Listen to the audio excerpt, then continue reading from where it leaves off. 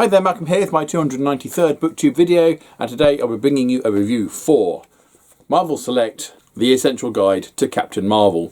I found this in Close Encounters, the comic book shop in Bedford, and this was published in 2019, before the current run of Mar-Vel Select. I went on the Panini website to their Mar-Vel Select series, and it's not on there. Pre-COVID, might as well be BC these days. No, before COVID. The new meaning of BC. 2019 does seem to be another time entirely nowadays. This coincided with the Captain Mar-Vel film coming out, a character that, if you only know the MCU, people aren't that familiar with. And this features a series of stories. It claims 7 stories, but I think there's actually 5, 2 are two-parters, interspersed with detail about her creation, her creators, and the different designs that she went through, and a rise and fall in popularity and usage. And yeah, these 5 stories effectively chronicle key moments of Captain Mar-Vel's development. So she starts off as Ms. Mar-Vel, and she faces off against Dr. Doom, as she accompanies Captain Mar-Vel or Mar-Vel.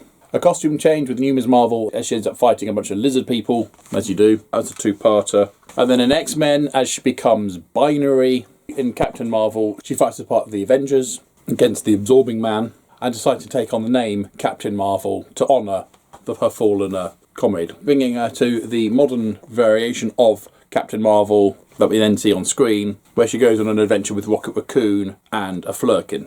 Awesome Flurkin scene there. And of course she thinks it's a cat most of the time, until certain things happen. That was a lot of fun. And various other characters who take on the moniker of Captain Mar-Vel as well. Everything Captain Mar-Vel related is in here. All the key points in her development from creation to now. The stories themselves are a fun little capsule through time. Different storytelling techniques, different artworks. And actually, of all the things I find the most outlandish is the hairdo.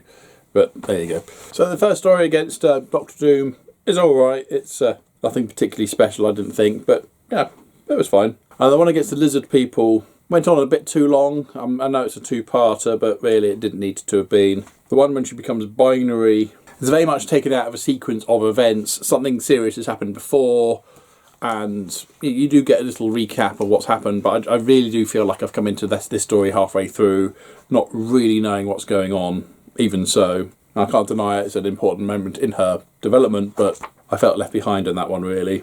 As the Avenger against the Absorbing Man, I really enjoyed the stylistic artwork. The humour felt more natural, and the characters felt more genuine. And of course, anything with Rocket Raccoon in it is going to be funny, and indeed it is. Very entertaining. It's like slightly more cartoony artwork, which really worked. And Rocket's insistence that the cat is a Flurkin, and Carol's insistence that the Flurkin is a cat. Ideal for fans of Captain Mar-Vel, and ideal for people who are curious about Captain Mar-Vel. There is the internet, which will probably fill in all the blanks just as easily. But the fact that it gives you the full story, or at least the comic that the significant portions of her life feature in here. It'd be nice to have it a bit more for some of the more complex stories, like I said. But I think it's a taster just to see how she's got to where she is now from a very minor side character in her creation, and the few rough attempts to try and make her relevant. Yeah, really enjoyed it. Definitely worth buying. In fact, I picked it up for £5 from a comic book shop. I'm not complaining. So have you read The Essential Guide to Captain Mar-Vel? Or which hero or villain do you feel has had the best development over the years? I'm not talking character arc necessarily. I'm talking, from conception to who and what they are now, whether it's be anti-hero or whatever. Comment down below, please. But as usual, if you have nothing nice to say, then please keep it to yourself. Thank you. Don't forget to like, subscribe, and other YouTubey things if you want. And until next time, see you later.